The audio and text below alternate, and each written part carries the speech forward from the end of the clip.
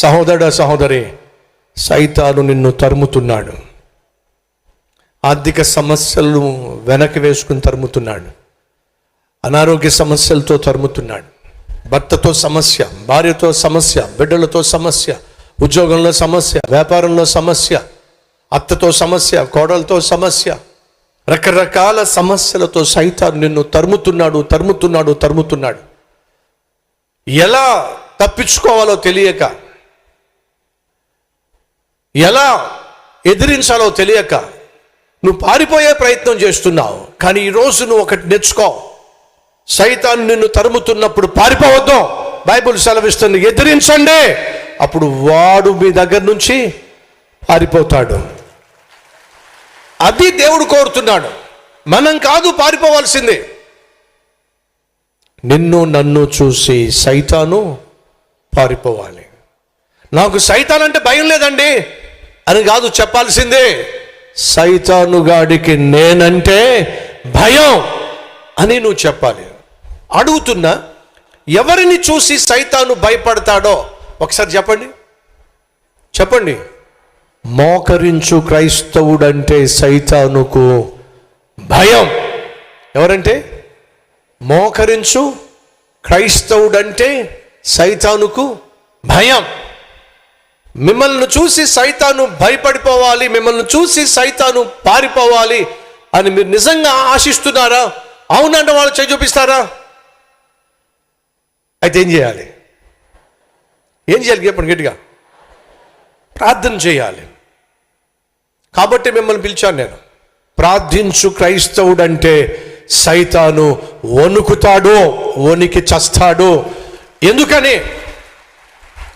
నువ్వు ప్రార్థన చేస్తున్నప్పుడు ప్రపంచాన్నే సృష్టించిన దేవునితో మాట్లాడుతున్నావు. నువ్వు ప్రార్థన చేస్తున్నప్పుడు ప్రపంచాన్ని పరిపాలిస్తున్న దేవునికి నీ సమస్యను చెప్తున్నావు. ఆయన అసాధ్యుడు. సమస్తము చేయగలిగిన దేవునితో నీ కష్టాన్ని చెప్తున్నావు. సమస్యలు తీసుకొచ్చింది ఎవరు? సైతాను. సమస్యలను తీర్చగలిగింది ఎవరు? దేవుడు. ఆ దేవునితో నీ సమస్యను చెప్పినప్పుడు సైతాను ఎందుకు భయపడతాడంటే, ఈ ప్రపంచంలో దేవుడు భయపడేది ఒకే ఒక్కనికి, నా ప్రభు అయిన యేసుక్రీస్తుకి. 2, ఆ ప్రభువును కలిగి ఉన్న అసలైన ఆత్మీయుడంటే, ప్రార్థించు క్రైస్తవుడంటే సైతాను భయపడతాడు. ఈరోజు మనం అందరం కలిసి పోరాడాలి. ఆ రోజు శరీర సంబంధమైన అవసరాలు వచ్చినప్పుడు దేవుడు అద్భుతం చేశాడు. బండను కొట్టండి, నీళ్ళు వస్తాయి. బండను కొట్టాడు, నీళ్ళు వచ్చినాయి, సమస్య తీరింది. గతంలో మీ ప్రార్థన దేవుడు ఆలకించాడా? బ్రదర్, గతంలో దేవుడు నా ప్రార్థన ఆలకించాడు బ్రదర్ అన్నవాళ్ళు చేయి చూపిస్తారా? గతంలో నా ప్రార్థన ఆలకించి దేవుడు అద్భుతాలు చేశాడు బ్రదర్ అన్నవాళ్ళు చేయి చూపిస్తారా? అయితే శుభవార్త, గతములో నీ ప్రార్థన ఆలకించి అద్భుతాలు చేసిన దేవుడే మళ్ళీ నీ జీవితంలో అద్భుతాలు చేస్తాడు. గతంలో నీ ప్రార్థన ఆలకించి నీ కన్నీళ్లు తుడిచిన దేవుడు ఈరోజు నీకున్న సమస్యను కూడా దేవుడు తీర్చి నీ కన్నీళ్లు తుడుస్తాడు. రేపటి దినాన నీ జీవితంలో వచ్చే సమస్యలను దేవుడు తీరుస్తాడు. కానీ ఇందాక ఒక ప్రశ్న వేశాను. ఏమిటి ఆ ప్రశ్న చెప్పండి. మీరు గతంలో ప్రార్థన చేసినప్పుడు దేవుడు ఆలకించాడా అని అంటే మీరు చేయి చూపించారు, అవునా? మీరు ప్రార్థన చేసినప్పుడు దేవుడు అద్భుతాలు చేశాడా అని అంటే మీరేమన్నారు? ఎస్ అని చేయి చూపించారు. అయితే వినండి, మనం ప్రార్థన చేసినప్పుడు గతంలో జవాబులు ఇచ్చి కన్నీరు తుడిచిన దేవుడు ఈరోజు ప్రార్థన చేసిన, రేపటి దినాన్ని మనం ప్రార్థన చేసిన, ఈరోజు సమస్యలు కావచ్చు, రేపటి రోజున రాబోతున్న సమస్యలు కావచ్చు, గతంలో ఎలా మనకు సహాయపడ్డాడో ఈరోజు సహాయపడతాడు, భవిష్యత్తులోనూ సహాయపడతాడు. విశ్వసించండి సంగమా. మోషే ఆనాడు బండను కొట్టినప్పుడు భౌతికంగా ఉన్న అవసరాన్ని బట్టి నీళ్లు బండలో నుంచి వచ్చినాయి, సమస్య తీరిపోయింది. ఈరోజు భౌతికంగా అనగా శరీరపరంగా నీకున్న సమస్య ఏమిటి? ఆ సమస్యను తీర్చటానికి నా ప్రభు సిద్ధంగా ఉన్నాడు. ఆ సమస్య ఏదైనప్పటికీ కూడా విశ్వసించు. 2, ఆత్మీయ యాత్రలో ముందుకు సాగుతున్నప్పుడు సడన్గా శత్రువు పోరాడడానికి వచ్చేసాడు. చదువుతున్నాను 8వ వచనం. తరువాత అనగా వాళ్ళకు నీళ్లు కావాల్సి వచ్చింది, నీళ్లు లేక అల్లాడిపోయారు. దేవుడు వారికి జవాబిచ్చాడు, కడుపు నిండా నీళ్లు నింపాడు. ఆహా, అద్భుతము జరిగింది. ఆహా, నా అవసరము తీర్చబడింది. ఆహా, హాయిగా ఉంది. ఏమంటే బాగా దాహం వేసిన వాడికి నీ కడుపు నిండా నీళ్లు తాగడానికి ఇచ్చారనుకోండి, ఎలా ఫీల్ అవుతారు చెప్పండి? అవునా? ఎంత హాయిగా ఉంటుందో. ఇశ్రాయేలీలు దాహము తీరిన తర్వాత, ఇశ్రాయేలీలు తెప్పరిల్లిన తర్వాత, ఇశ్రాయేలీలు అమ్మయ్య ఏమిటి అమ్మయ్య అన్నప్పుడు సడన్గా సైతాను అమాలేకీయుల ద్వారా మీదకొచ్చేసాడు. జాగ్రత్త. చదువులో కష్టపడుతున్నావా? ఎగ్జామ్స్ కోసం కష్టపడుతున్నావా? ఎగ్జామ్స్ రాసావా? రిజల్ట్స్ వచ్చినాయా? నువ్వు అనుకున్నట్టుగా విజయం సాధించావా? ఆహా, విజయం సాధించాను అమ్మయ్యా అని అనుకున్నప్పుడే సైతాన్ అటాక్ చేస్తాడు. ఆహా, హాస్పిటల్ నుంచి రిపోర్ట్లు వచ్చేసినాయి, అన్ని నార్మల్ అని చెప్పి వచ్చేసింది. ఆహా అమ్మయ్యా నువ్వు అన్న వెంటనే సైతాన్ అంటాడు, మరి పద, మరి బాబా బారాన్ రెస్టారెంట్కి వెళ్దాం పద. నీకు రోగం ఉందని చెప్పే పోయిన 3 నెలల నుంచి తాగలేకపోయావు. నీకు రోగం ఉందని చెప్పే కదా నువ్వు రెండో ఇంటికి వెళ్ళలేకపోయావు. నీకు రోగం ఉందని చెప్పే కదా ఓ పెగ్గేయలేకపోయావు. ఇప్పుడు రిపోర్ట్లన్నీ నార్మల్గా వచ్చేసినాయి కదా, అమ్మయ్యా అంటున్నావు కదా, రా. అర్థమైందా? దయచేసి గమనించండి. దేవుడు అద్భుతం చేసిన తరువాత 6వ వచనం 7వ వచనంలో ఏముంది? బండను కొడితే నీళ్ళు వచ్చినాయి. ఆ నీళ్లు 20-30 లక్షల మందికి సరిపోయినాయి అండి.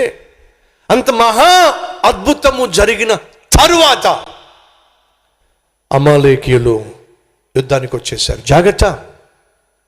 ఎప్పుడైనా సరే నీ జీవితంలో విజయం సాధించినప్పుడు, ఉద్యోగాన్ని పొందుకున్నప్పుడు, ఆరోగ్యం కుదుటపడినప్పుడు, భర్తలో భార్యలో బిడ్డల్లో మార్పు వచ్చినప్పుడు, అమ్మయ్య పోనీలే నా ఆరోగ్యం బాగుపడింది, పోనీలే అప్పు దొరికింది, పోనీలే ఉద్యోగం వచ్చింది, పోనీలే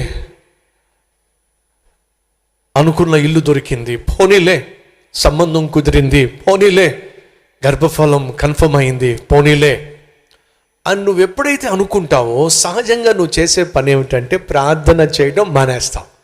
జ్ఞాపకం పెట్టుకో. ఎప్పుడైతే నువ్వు అనుకున్నది నీ జీవితంలో జరిగిందో ఫస్ట్ నువ్వు చేసే మొట్టమొదటి పని ఏమిటంటే ఇంకా ఆ రోజు నువ్వు ప్రార్థన చెయ్యు. ఇక ఆ రోజు నువ్వు మోకరించావు. ఎందుకు? నీ కష్టం తీరిపోయింది కదా. ఇప్పుడు మీకు అర్థమయ్యే భాషలో చెప్తాను. మనకు సాధారణంగా కష్టాలు ఎక్కువగా ఉన్నప్పుడు మనం మోకరించి కన్నీటితో ప్రార్థన చేస్తామా? కష్టాలు తీరిపోయిన తర్వాత కన్నీళ్లతో ప్రభువును స్తుతించడానికి మోకరిస్తామా? చెప్పండి. గుండెల మీద చేయి వేసుకుని చెప్పండి. ఎప్పుడు మనం నిజంగా దేవుని సన్నిధికి వచ్చి మోకరించి బహుభారంతో, బహు పట్టుదలతో, వేదనతో, కన్నీటితో ఎప్పుడు ప్రార్థన చేస్తాం చెప్పండి? ఉన్న కష్టం అలాంటిదండి, ఉన్న సమస్య అలాంటిదండి. రెంటతను వచ్చి ప్రతిరోజు అరుస్తున్నాడు, కేకలేస్తున్నాడు. ఆ కిరాణా షాప్ వాడు ప్రతిరోజు ప్రశ్నిస్తున్నాడు, ఎప్పుడు ఇస్తా డబ్బులు అంటున్నాడు. ఆ పాలవాడు వచ్చి అడుగుతున్నాడు, స్కూల్ ఫీజు గురించి అడుగుతున్నారు కాలేజీలో, స్కూల్లో. ఇవన్నీ నీ మీద పడినప్పుడు తట్టుకోలేక, ఎటు మార్గం లేక, ఉద్యోగం లేక, ఆర్థికంగా మార్గం లేక అల్లాడిపోతున్నప్పుడు నువ్వేం చేస్తావు? ఒకే ఒక్క మార్గం. ఎవరు చెప్పండి? దేవుడు. పరుగున వచ్చి ప్రభు సన్నిధిలో మోకాల మీద పడతావు. నా ప్రభు ఏమో కనికరించువాడు, కృప చూపించువాడు, కటాక్షించువాడు, కన్నీళ్లు తుడుచువాడు, జవాబిస్తాడు. ఎప్పుడైతే దేవుడు నీకు జవాబిచ్చాడో అప్పుడు నీలో నుంచి వచ్చే ఫీలింగ్ ఏమిటంటే అమ్మయ్య. ఏమిటి? అమ్మయ్య. ఏమండి, ఈరోజు ఉపవాస ప్రార్థన ఉందండి, వెళ్దాం పదా. గడిచిన 6 నెలలుగా ప్రతి వారం వెళ్ళాం కదే, ఇప్పుడే కదా కాస్త చెప్పు, ఇప్పుడే కదా కాస్త కోలుకుంటున్నావు, ఇప్పుడే కదా కాస్త కష్టాలు తీరినాయి, ఇప్పుడే కదా కాస్త బాధలు తగ్గినాయి, కాసేపు టీవీ చూస్తానే,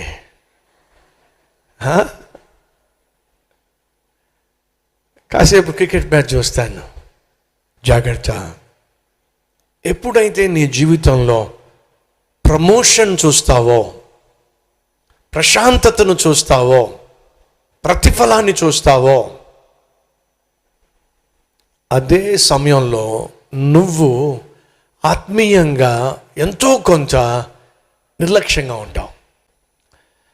వచ్చే వారం ఎగ్జామ్స్ ఉన్నాయి అనుకోండి, ఒక పక్క తెగ చదువుతావు, మరోవైపు తెగ ప్రార్థన చేస్తావు. అవునా? రేపు ఇంటర్వ్యూ ఉందనుకోండి, ఈ రాత్రి చాలా కష్టపడి చదువుతావు, మధ్యలో ప్రభా రేపు ఇంటర్వ్యూ ఉంది ప్రభా, ఇప్పటికే చాలా ఇంటర్వ్యూకి వెళ్ళాను ప్రభా, ఉద్యోగం రాలేదు ప్రభా ప్లీజ్ ప్రభా. నిద్రపోయా సడన్గా మెలకు, ప్రభా రేపు ఇంటర్వ్యూ ప్రభా, దయచేసి నాకు ఏమైనా సరే ప్రభా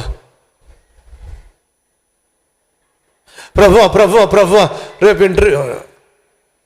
ఎందుకని? ఆ ఉద్యోగం నీకు అంత అవసరం, అది నీ కుటుంబానికి అవసరం, నీకు అవసరం, నీ బిడ్డలకు అవసరం, మన భవిష్యత్తు కోసం ఆ ఉద్యోగం చాలా అవసరం. కాబట్టి నువ్వేం చేస్తావు? ప్రభా మెలకు వస్తే మెలకు వస్తే ప్రార్థన, మెలకు వస్తే మోకరించటం, ఇది సహజం. కానీ ఎప్పుడైతే దేవుడు జవాబిస్తాడో, నువ్వు అనుకున్న ప్రార్థన, నువ్వు చేసిన ప్రార్థనకు దేవుడు ప్రతిఫలాన్ని ఇస్తాడు. జాగ్రత్త. ఆ ప్రతిఫలము నువ్వు పొందుకున్నప్పుడే సాతాను, ఆ ప్రతిఫలం నువ్వు పొందుకున్నప్పుడే నువ్వు ఆత్మీయ జీవితంలో నిర్లక్ష్యంగా ఉంటావు. అప్పుడే సైతాను సడన్గా దాడి చేస్తాడు. జాగ్రత్త.